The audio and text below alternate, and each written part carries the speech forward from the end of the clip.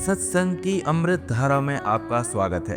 पिछले अंक में हमने जाना था कि भगवान शंकर ने कैसे श्री राम के दर्शन किए और कैसे माता सती के मन में भगवान राम के प्रति संदेह उत्पन्न हुआ और किस प्रकार उन्होंने भगवान राम की परीक्षा ली और कैसे उन्हें भगवान राम ने एक क्षण में ही पहचान लिया। और जब भगवान शंकर को यह पता लगा तो उनके मन में हुए विषाद के बारे में हमने पिछले सत्संग की कथा में जाना था। आज हम इसी सत्संग की कड़ी को आगे बढ़ाते हुए शिव जी द्वारा सती का त्याग, शिव जी की समाधि विषय पर रामचरितमानस की अथाह गंगा में डुबकी लगाते हुए सत्संग रूपी कुछ अनमोल मोती निकालने की कोशिश करेंगे। सत्संग शुरू करने से पहले बोलिए सियावर रामचंद्र की जय। परम पुनीत न जाई तजी किए प्रेम बड़ पाप, प्रकटि न कहत महेशु कछु हृदय अधिक संताप। सती परम पवित्र हैं, इसलिए उन्हें छोड़ते भी नहीं बनता और प्रेम करने में बड़ा पाप है। प्रकट करके महादेव जी कुछ भी नहीं कहते, परंतु उनके हृदय में बड़ा संताप है। तब शंकर प्रभु पद सिरुनावा, सुमिरत राम हृदय अस आबा। एहि तन सती भेंट मुहि नाही, शिव संकल्प कीन मन माही। तब शिव जी ने प्रभु श्री रामचंद्र जी के चरण कमलों में सिर नवाया और श्री राम जी का स्मरण करते ही उनके मन में यह आया कि सती के इस शरीर से मेरी पति पत्नी रूप में भेंट नहीं हो सकती। और शिव जी ने अपने मन में यह संकल्प कर लिया, अस बेचारी शंकरु मति धीरा, चले भवन सुमिरत रघुबीरा। चलत गगन भय गिरा सुहाई, जय महेश भली भगति दृढ़ाई। स्थिर बुद्धि शंकर जी ऐसा विचार कर श्री रघुनाथ जी का स्मरण करते हुए अपने घर कैलाश को चले।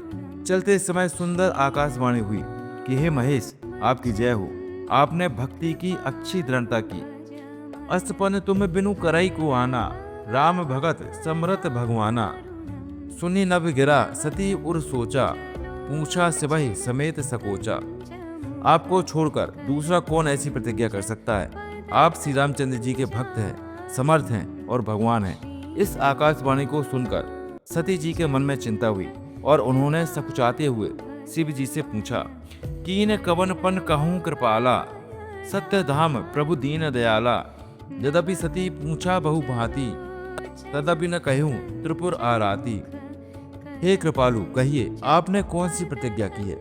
हे प्रभु आप सत्य के धाम और दीन दयाल हैं। यद्यपि सती जी ने बहुत प्रकार से पूछा, परंतु त्रिपुरारी शिव जी ने कुछ न कहा। सती हृदय अनुमान किए, सब जाने सर्वज्ञ। कीन कपटु में संभूषण, नारी सहज जड़ अज्ञ। सती जी ने हृदय में अनुमान किया कि सर्वज्ञ शिव जी सब जान गए। मैंने शिव जी से कपट किया। स्त्री स्वभाव से ही मूर्ख और बेसमझ होती हैं। जलु पय सरस बिकाई, देखूं प्रीत की रीति भली। बिलग होई रसु जाई, कपट खटाई परत पुनि। प्रीति की सुंदर रीति देखिए कि जल भी दूध के साथ मिलकर दूध के समान भाव बिकता है, परंतु फिर कपट रूपी खटाई पड़ते ही पानी अलग हो जाता है, दूध फट जाता है और स्वाद प्रेम जाता रहता है। हृदय सोचु समुझत निज करनी, चिंता अमित जाई नहीं वर्णी। कृपा सिंधु शिव परम अगाधा, प्रकट न कहूँ मोर अपराधा। अपनी करनी को याद करके सती जी के हृदय में इतना सोच है और इतनी अपार चिंता है कि जिसका वर्णन नहीं किया जा सकता। उन्होंने समझ लिया कि शिव जी कृपा के परम अथाह सागर हैं। इससे प्रकट में उन्होंने मेरा अपराध नहीं कहा। शंकर रुख अवलोकी भवानी, प्रभु मोहि तज्यु हृदय अकुलानी। निज अग समझु न कछु कही जाई, तपई अवा इव पुर अधिकाई। शिव जी का रुख देखकर सती जी ने जान लिया कि स्वामी ने मेरा त्याग कर दिया है और वे हृदय में व्याकुल हो उठी। अपना पाप समझकर कुछ कहते नहीं बनता, परंतु हृदय भीतर ही भीतर कुम्हार के आवे के समान अत्यंत जलने लगा। सती ही ससोच जानी वृष केतु, कही कथा सुंदर सुख हेतु। वर्णत पंथ विविध इतिहासा, विश्वनाथ पहुँचे कैलासा। वृष केतु शिव जी ने सती को चिंता युक्त जानकर उन्हें सुख देने के लिए सुंदर कथाएं कहीं। इस प्रकार मार्ग में विविध प्रकार के इतिहासों को कहते हुए विश्वनाथ कैलाश जा पहुँचे। तहाँ पुनि शंभु समझपन आपन, बैठे पट तर करी कमलासन। शंकर सहज स्वरूप सम्हारा, लागी समाधि अखंड पारा।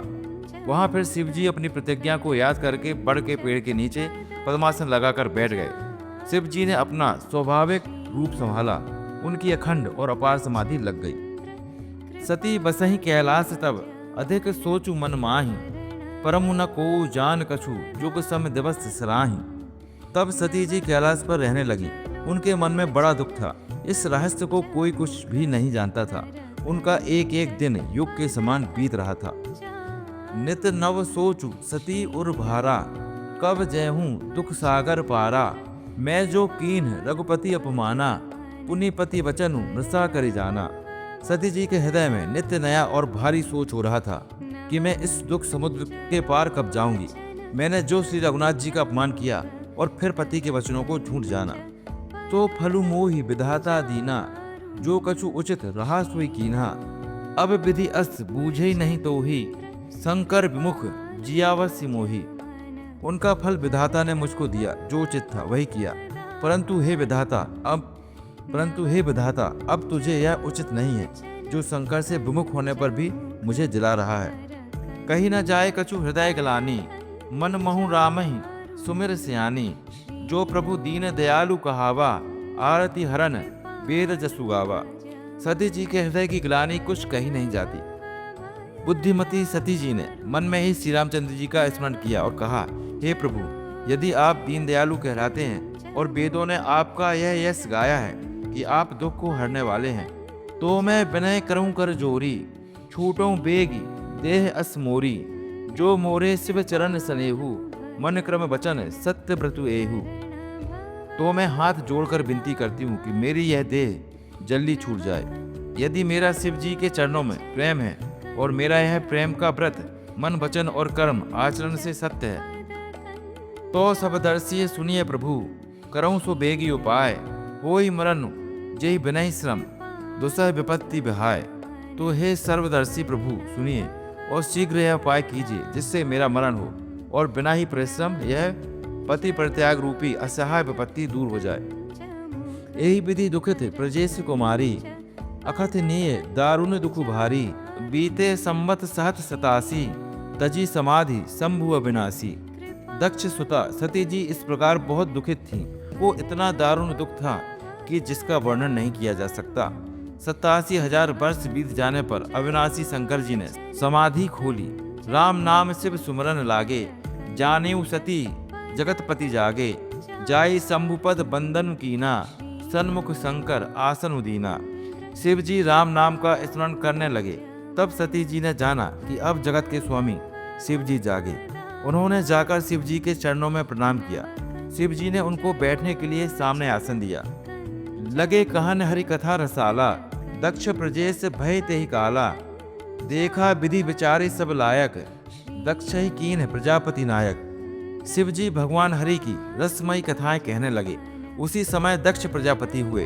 ब्रह्मा जी ने सब प्रकार से योग देख समझकर दक्ष को प्रजापतियों का नायक बना दिया। बड़ अधिकार दक्ष जब पावा, अति अभिमानु हृदय तब आवा। नहीं को अस जन्मा जग माही, प्रभुता पाई जाहि मद नाही। जब दक्ष ने इतना बड़ा अधिकार पाया तब उसके मन हृदय में अत्यंत अभिमान आ गया। जगत में ऐसा कोई नहीं पैदा हुआ जिसको प्रभुता पाकर मद न आया हो। आज के सत्संग में इतना ही, और अगले सत्संग की वीडियो में हम आपको फिर मिलेंगे। बोलिए सियावर रामचंद्र की जय।